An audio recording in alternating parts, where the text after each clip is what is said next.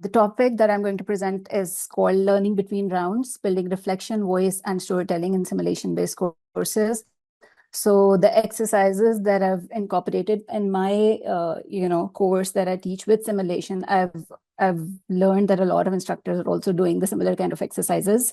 But I just want to give a quick disclaimer that whatever I'm going to share today is still very much a work in progress. I'm still in the process of collecting student evidence and student feedback as well. So it's not at all claiming that this is the right way to teach it. And I'm very much open to feedback as well. This is just a classroom experiment, that has grown out of the challenges that I've faced in my Introduction to Business course. So this is a first semester course that I teach at Beacon House National University. I've been teaching this course since 2022. And, when I was given the task of teaching this course for the first time, I realized that the audience that was sitting in front of me was very diverse. So for example, 50 to 60% of the students that were taking the course had already studied business in their A levels or in their high school, while the remaining student, maybe 30 to 40%, were those who had never taken a business related course in their life, right? So I wanted to create an experience that was equally meaningful and equally enriching for all sets of students. And that is why I incorporated simulation in that first semester course in the first place. And, this simulation that I use, Business Primer Bikes by Marketplace Simulation, it's a 4-quarter simulation, and it really converts that passive learning experience into an active, experience where students get to really, learn how all of the business functions are connected. I was talking about the challenges that I have faced in my Introduction to Business course. This is a course, because I've taught this course so many times since 2022, I wanted to make this, I have wondered since then, how can I make this experience even more enriching for the students? And then, when you teach the same course again and again and again, so because of that, I've noticed some, recurring challenges that I've faced. So for example, students could tell me what they've done in the previous round. They could tell me the decision that they've taken. But when I asked them, why do you have taken the decision or the reasoning behind it, that was harder, right? So another challenge that I faced is unequal participation of the team members. And this is something that everyone in the audience, I think can relate to as well. Usually what happens is, in a team-based activity, 1 or 2 team members, would drive the entire activity and simulation, and the remaining would be just passive observers, and they would, just be free riders. Thirdly, another challenge that I faced in the course is basically, when a student is doing the simulation, so he basically takes the decision, gets the result, he sees the results, he analyzes the results, and he immediately moves to the next round, right? So there's very little structured opportunity for students to sit back and to process and to reflect on what they had just done, right? So these questions led me to develop what I now called Learning Between Rounds framework, which is just a simple, 4 sets of activities or micro assignments, if you may call them. So these are very simple assignments that revolve around the simulation. Students do written reflection exercises at the end of every quarter. At the beginning of every quarter, students do a verbal reflection exercise that happens in my office. I act as a board member, and student teams have to brief me about what they did in the previous quarter. And then at the end of the entire simulation journey, I ask students to create a video on their simulation journey, right? So these are very simple exercises, but I think that together they do create opportunities for students to reflect and to basically, these activities do build their storytelling skills, and the communication gets better as well.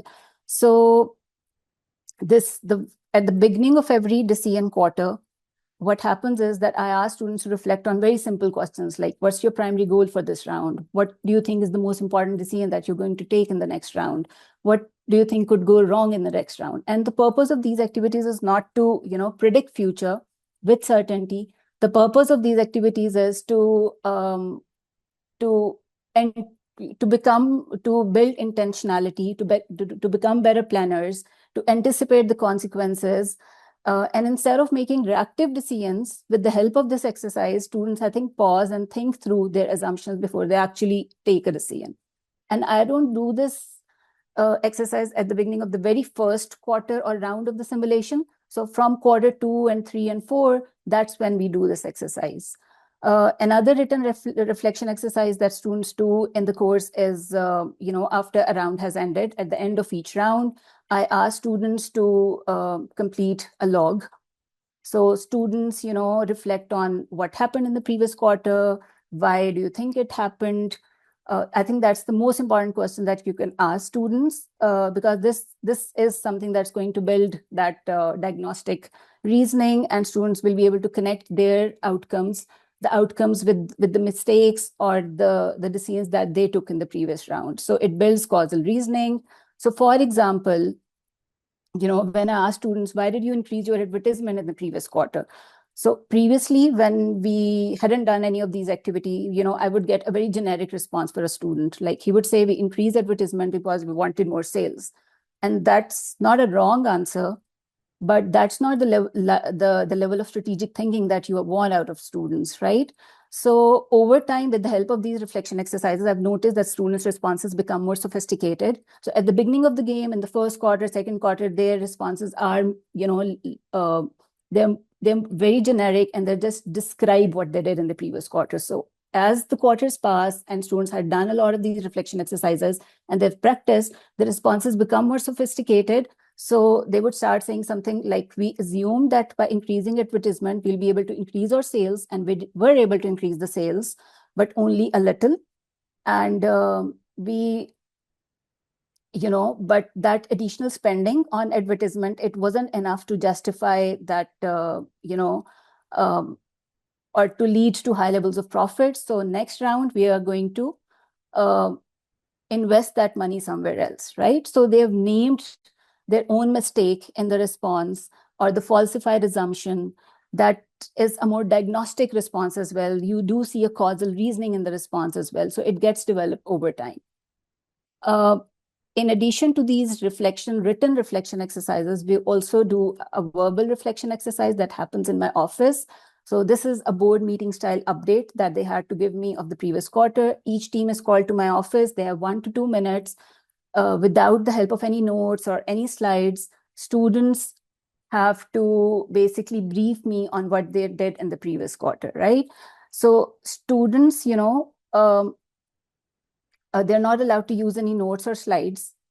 So in initial quarters, when they come to me, their responses are more prepared, they're more structured. And a lot of time I notice that their responses are generated from ChatGPT and they've memorized the responses. But over time, students realize that they have to come prepared about the simulation, not the response, because I do a question answer session at the end of each briefing.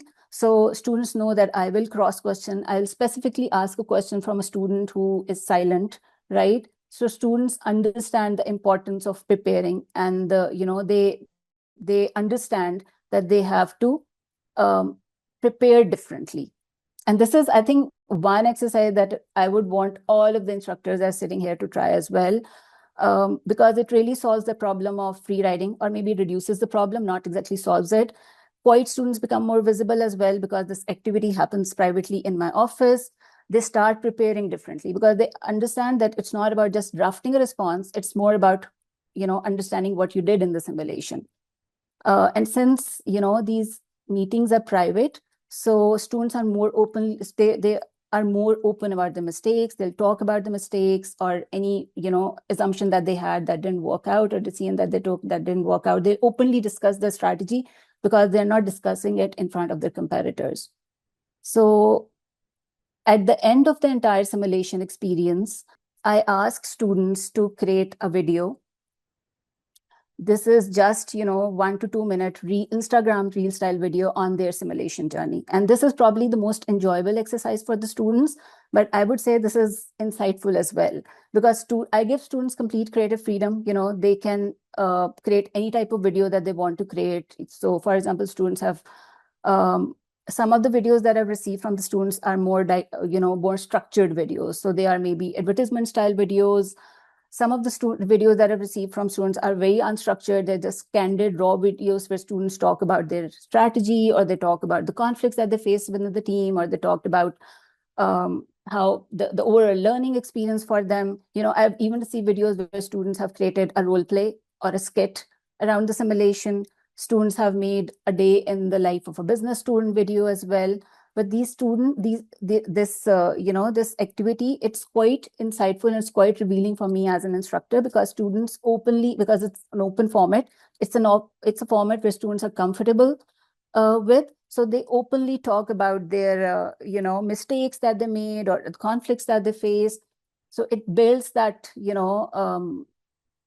skill of digital storytelling, where students synthesize everything that they did in the simulation into 1 or 2 minute video. Students and I make sure that I grade this activity not on the filmmaking or on the editing skills, but on how honest the reflection is. Were they able to synthesize everything within those 1 or 2 minutes, right? So I make sure that I don't just grade the video on how attractive it looks. These are the 4 interventions or exercises, that I've developed that I think really solves the problem of student reflection. And it does build that communication, but none of these activities are a substitute for the final pitch or a presentation that you would want a student to create.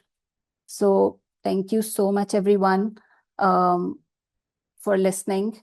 If you'd like to connect, this is my email address. You can see my email address as well as the link to my LinkedIn profile.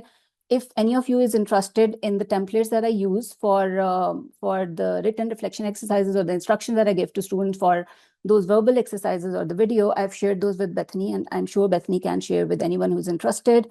I have also shared some of the videos with students as videos of students with Bethany as well. So if anyone is interested, I'm sure Bethany can make those available for you. So thank you so much.